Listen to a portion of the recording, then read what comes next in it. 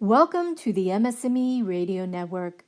The broadcast shows are for informational and entertainment purposes only. They are not designed to provide listeners with specific personal, medical, or counseling advice. Individuals with a medical issue should always consult their healthcare provider. MS&Me is not responsible for content of individual shows. The views expressed by show hosts or their guests are their own. Enjoy the show. I'm John Strum, and this is RealTalk MS.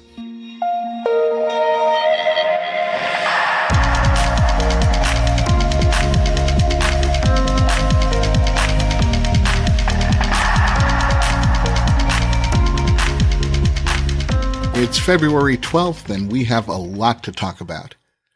This past December, we talked about an online survey that was done by the MS Society in the UK, and the results of that survey indicated that 3 in 5 people living with MS in the UK were experiencing loneliness due to their illness. Now that's 12 times the number of people who experience loneliness in the general population. And the survey results also showed that 58% of the people living with MS in the UK felt isolated, and 42% felt both lonely and isolated. Well, at the time we first talked about this, I said that I didn't think that people affected by MS, particularly people affected by progressive MS, were going to be surprised by the results of the survey. And based upon the feedback that I received from so many of you, I think I guessed right. One of the more dispiriting and maybe unexpected aspects of MS is that as it progresses, friends start falling away. Phone calls, texts, and visits often become less frequent. But we can do better. We're living in a time when connecting with others has never been easier. Technology provides all kinds of ways for people affected by MS to connect with others.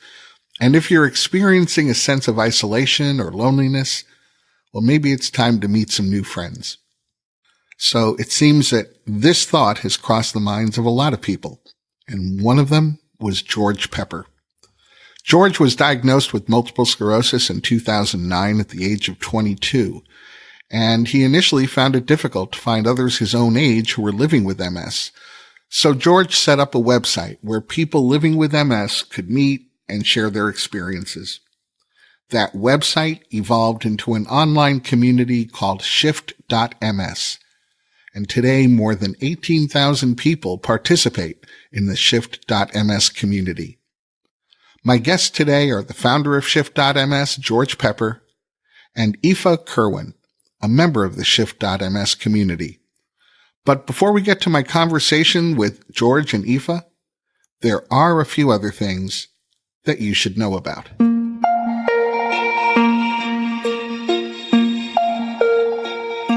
In the past few weeks, you've heard me talk about how some people have trouble differentiating between beliefs and facts. But that difference is just extraordinarily important. And this is especially true when you're researching MS online and you stumble upon someone's opinion that's offered up as a fact. Well, you may need to double down on your vigilance in separating fact from opinion. Health Feedback, a bipartisan network of scientists, got together with the Credibility Coalition to review the 100 most popular health articles posted online in 2018. These were the posts that received the highest number of social media engagements, the highest number of likes, shares, and retweets. And these articles didn't come from someone's personal blog. They were articles that had been posted by Time Magazine, NPR, CNN, and other highly respected, highly credible news sources. So of the top 10 most shared articles on social media, 75% were determined to be either misleading or included some false information. Sometimes it was a matter of exaggerating a potential threat. Sometimes it was a matter of overstating research conclusions. Sometimes it was data that was incorrectly interpreted, and sometimes it was an author who chose to twist research data to serve a specific agenda. One example given was an article published by the British daily newspaper The Guardian. The article was titled, "Is Everything You Think You Know About Depression Wrong?" And the article suggested that most cases of depression were not caused by a chemical imbalance in the brain, but from a lack of personal fulfillment in your life. Well, this article was shared more than 469,000 times, but there's no research to support the conclusion. There's no research in support of the facts presented in the article. Instead, it turned out that this article was an excerpt from a book written by a layperson with strongly held anti-psychiatry opinions. Now, this isn't to say that people don't have a right to express their opinions as they see fit. My concern is only when they cross that line and choose to present their opinions as facts. And this study seems to indicate that that line is being crossed more times than we'd like to think. Among the top 10 most shared health articles was one that claimed that bacon was every bit as harmful to your health as smoking cigarettes. Another of the top 10 most shared health articles hits a little closer to home, I think, and it came from Time magazine.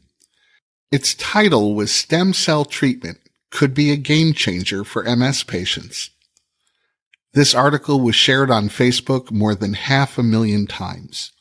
And the article wasn't completely wrong, but it presented the facts about a small single stem cell study, facts that were very encouraging, but so much more research is needed before we understand how this sort of treatment should be administered and who the best candidates are for stem cell treatments. Well, you had to read 3/4 of the way through the article before you found, and I'll quote now, "The results are still preliminary and were not published in a journal where other experts could analyze the data and vet the results."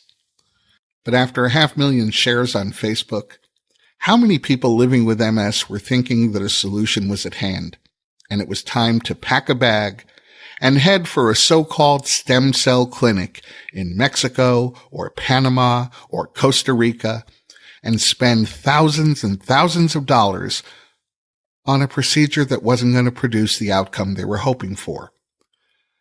That's the danger of publishing a half-truth and labeling it as something more. A lot of innocent bystanders can get hurt in the splashback. The spread of false health claims on the internet hasn't gone unnoticed. Last year, Facebook deleted 80 accounts for making unsupported health and medical claims. The American Medical Association has instructed doctors to take an active role in clearing up the confusion among their patients. Confusion getting created by false medical information that they read on the internet. And this is more than just a desire to get things right and be accurate.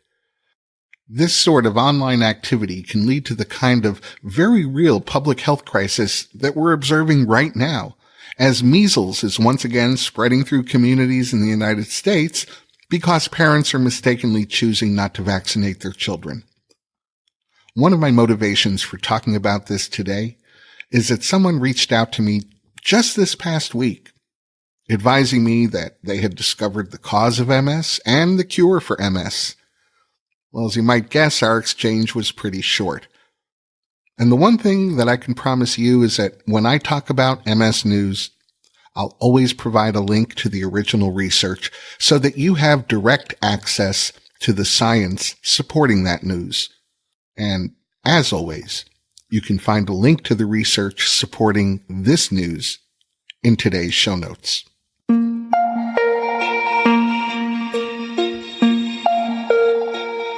Trying to understand or make sense of the constantly escalating cost of disease-modifying therapies for MS is a difficult and tricky undertaking. First, the whole conversation sort of defies economic logic. The most basic fundamental economic principles don't seem to apply. For instance, well over a dozen MS disease-modifying therapies have received FDA approval and entered the market over the past 20 years. And if you remember your Economics 101 class, you probably remember that greater competition drives prices down. But when it comes to disease-modifying therapies for MS, that hasn't been the case. In fact, the opposite is true. More than a dozen competing drugs have entered the market, and the price for every one of these drugs has increased. In fact, the price of betaseron, Copaxone in the 20 milligram dosage, Rebif, and Avonex, the 4 therapies that were available in 2007, well, each of their prices had actually quadrupled by 2016. A research team from Oregon Health and Science University has published a 10-year study that illuminates the increasing costs of disease-modifying therapies and the decreasing Medicare insurance coverage for these therapies in the United States. And when you're talking about health insurance coverage for people living with MS, it's important to keep in mind that between 25 and 30% of the people living with MS in the U.S. are covered by Medicare by virtue of having qualified for Social Security disability coverage. So the rules and policies that Medicare uses to manage prescription drugs, well, those rules actually impact hundreds of thousands of families affected by MS. The Oregon Health and Science University research team found that by virtue of its rules and policies, Medicare has made it more difficult and more expensive for people living with MS to access disease-modifying therapy. As new therapies came onto the market, they weren't necessarily included in prescription drug plans. A greater number of disease-modifying therapies required prior authorization from the insurance company, and out-of-pocket spending for disease-modifying therapies increased for Medicare beneficiaries who weren't receiving low-income subsidies, going from $4,389 a year in 2013 to a projected $6,894 in 2019. Now that's a 57% increase in out-of-pocket expense in just 6 years. And that's a trend that can't possibly be sustained.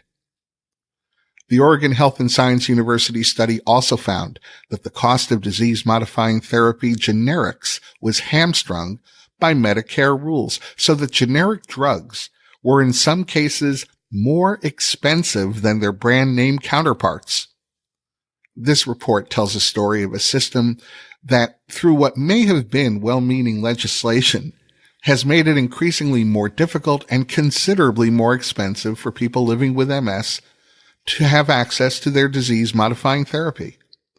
The report points out the specific harm being done, and it's up to Congress to refine and revise these Medicare policies that cause this unacceptably high level of medical, emotional, and financial uncertainty, turmoil, and distress to a population that, frankly, has enough on its plate. You can find a link to the study in today's show notes.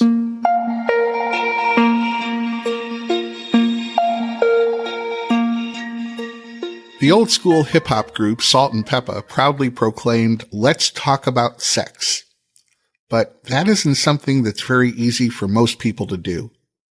And even though MS can have an effect on your sex life, people living with MS don't seem to be any more adept at discussing it. So the Italian MS Society created an animation designed to foster more consideration of and conversation about sex life and MS. And the MS International Federation collaborated with several of its member organizations so that this animation is now being adapted, translated, and eventually rolled out in Australia, Denmark, India, Lebanon, Poland, Spain, Brazil, the Czech Republic, France, and the United Kingdom. This is all part of the MS International Federation's resource development work, where they take high-quality materials that have already been developed by one of their member organizations and translate and tailor that material so that it can be accessed by people living with MS around the world. Managing multiple sclerosis and ultimately finding a cure is a global health issue. And this animation is an example of how a very good idea in Italy can help people living with MS everywhere. I'll include a link to the Sex Life and MS animation in today's show notes.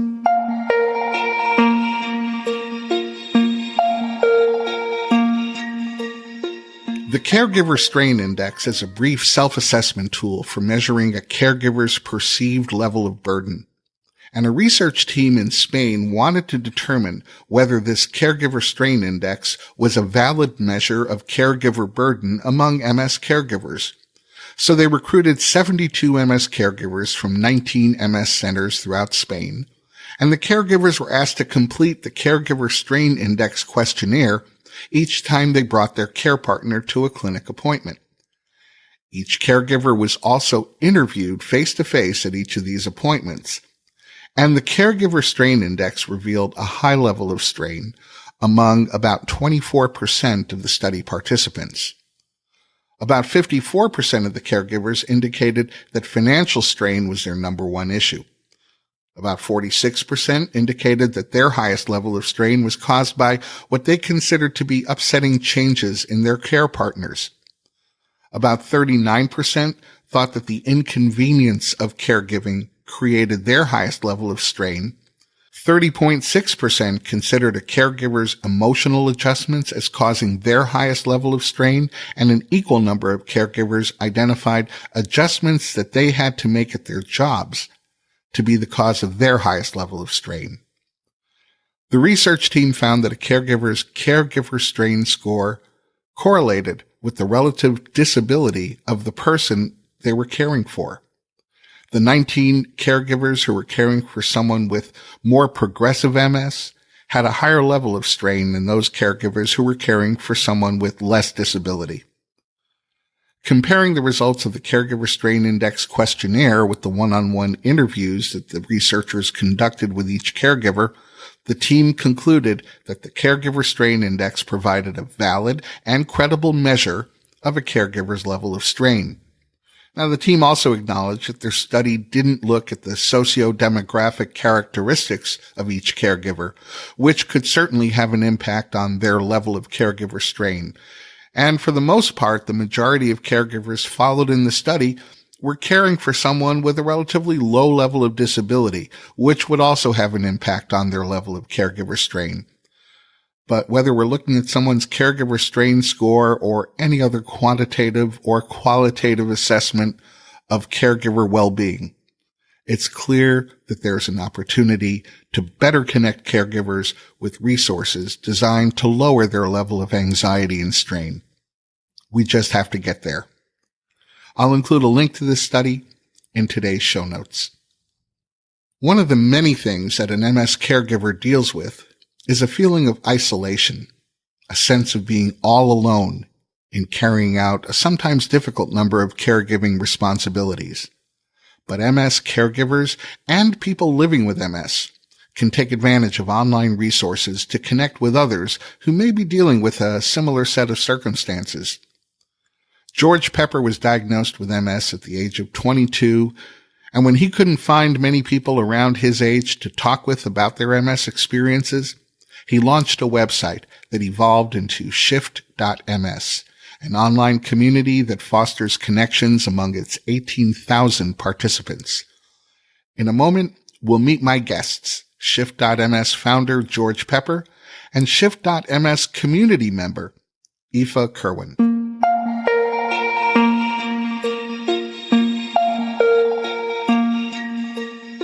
Shift.ms is a social network for people living with MS. It was launched in 2009 after its founder, George Pepper, was diagnosed with MS at the age of 22. George found it difficult to find others his own age who were living with MS, and so he set up a website where people living with MS could meet and share experiences. Well, that website evolved into Shift.ms, and today more than 18,000 people participate in the Shift.ms community. Joining me today are the founder of Shift.ms, George Pepper, and Aoife Kirwan, a member of the Shift.ms community.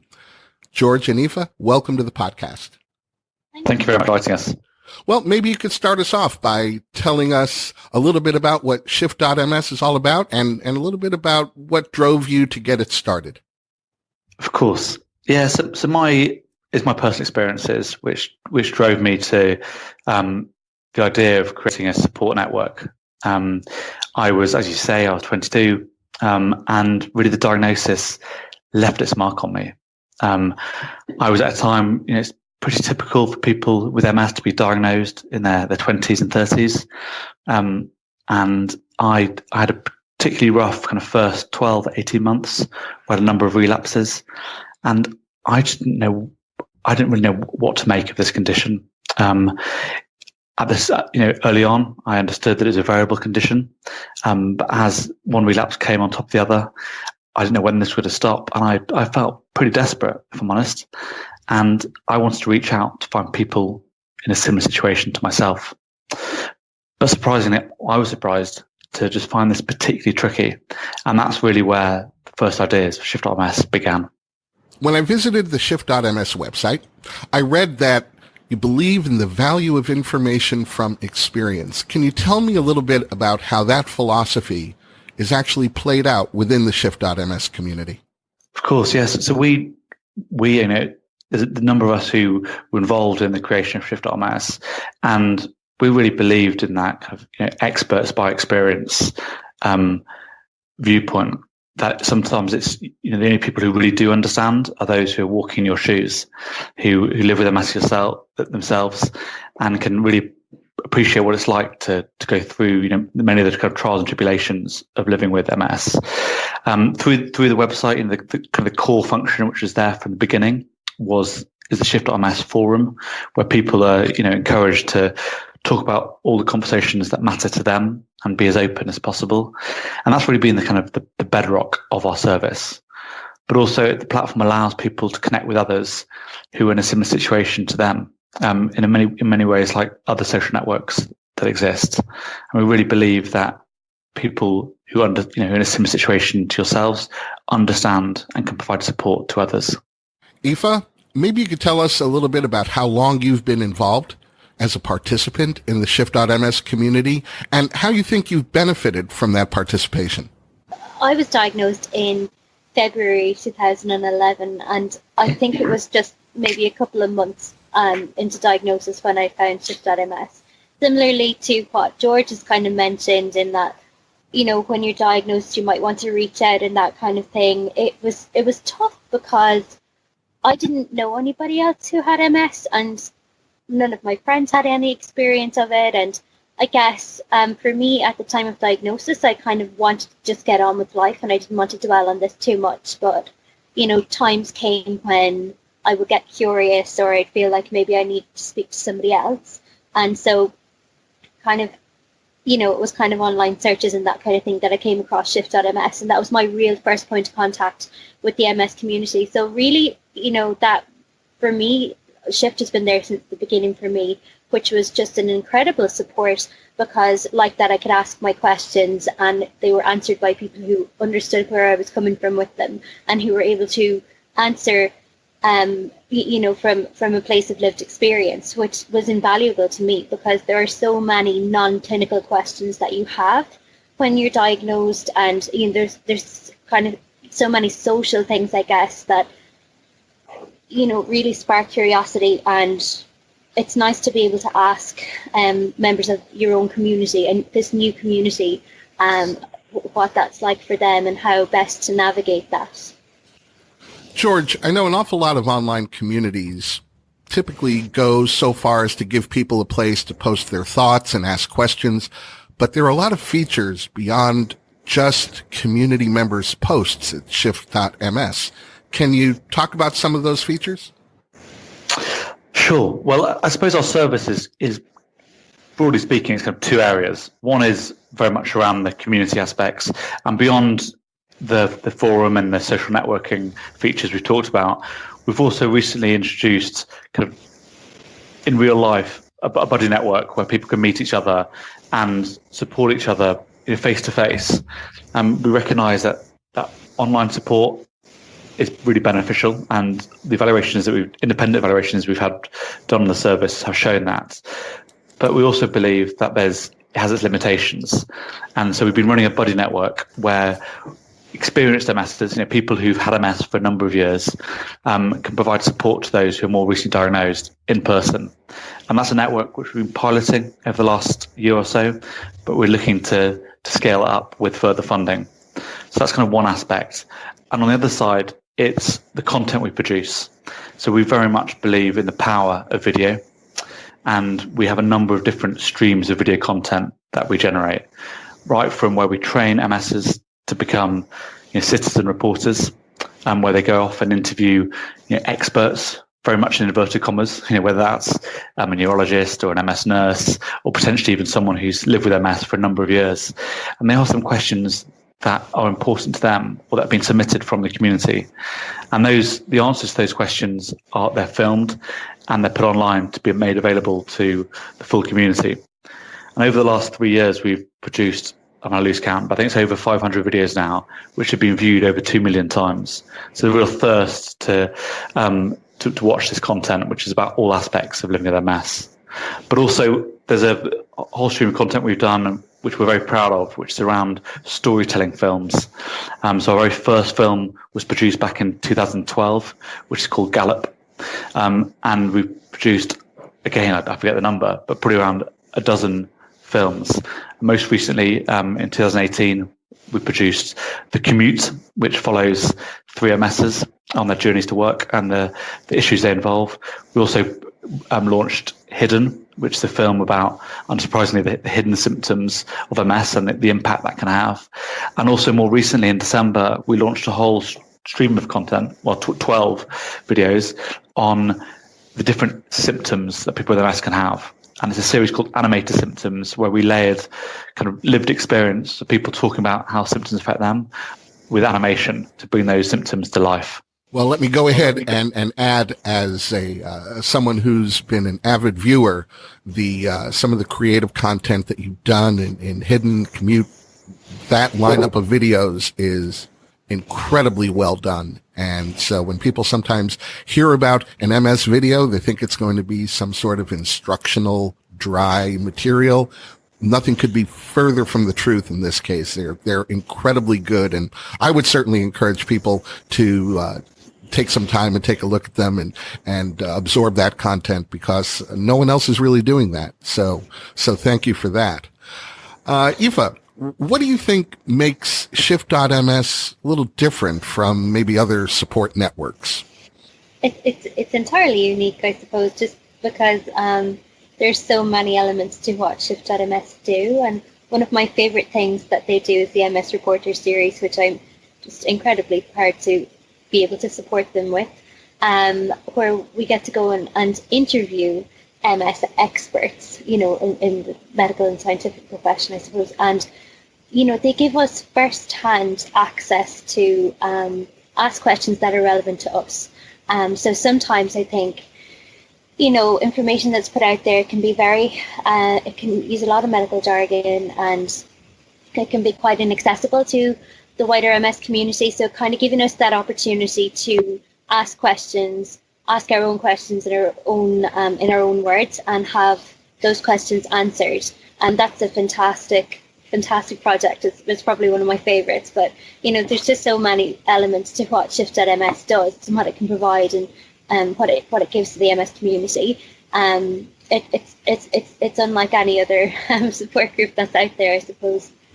Well, I think I can speak firsthand to what you just described. I do a little of that interviewing and breaking down some of the medical jargon myself, so I can appreciate how rewarding that is when you can take really important ideas and make sure that the people they're targeted at, that are going to be most impacted by those ideas, can feel well informed and can really grasp the material. So thank you for your efforts to do that. I know exactly how you feel. George, tell me, what's next for Shift.ms? What's down the road? Yeah, good question. Well, there's lots in the offing. So I suppose central to our ambitions is for us to build a more detailed and a greater understanding of the impact that different elements of the Shift.ms service and the community themselves can provide to new diagnosed MSs. So I think it's really important that we really understand what those impacts are and how they're generated. We are very ambitious about the body network I mentioned before. So we're looking to scale that from the UK to being, an international network. Video content will continue to be absolutely central to the content that we produce as a service. We're very lucky that our team kind of in-house are exceptional And so I feel like an imposter being on this call, talking on behalf of the rest of the team, but we have some brilliant individuals. But as much as anything, it's the exceptional MSs who we work with, who are creative professionals in their own right, which makes the content they produce so authentic. So, we have ambitious plans to work with as many kind of skilled MSs as possible to create more content that's of real value to our community. Well, that sounds exciting. And if they haven't already, I want to invite all of our listeners to visit shift.ms, check out what is an incredibly robust and active online community for people living with MS, where you're not only going to be able to make some really cool connections, but you'll be able to interact with some amazing content, some of the best out there. George Pepper and Aoife Kirwan, thanks for talking with me today. John, it's been a pleasure. Thank you very much. Well, that's going to wrap up this episode of Real Talk MS. Just a reminder that your feedback, your questions, and suggestions for future podcast episodes are important to me. That's why, in addition to emailing me at john@realtalkms.com, that's JON@realtalkms.com, you can also call the special listener hotline that I set up specifically to capture your comments and suggestions. Just call area code 310-526-2283 in the United States and share your thoughts. So whether you choose to shoot me an email or make a phone call, I hope you'll get in touch and join our conversation. My name is John Strum. Thanks for listening, and we'll catch you next time.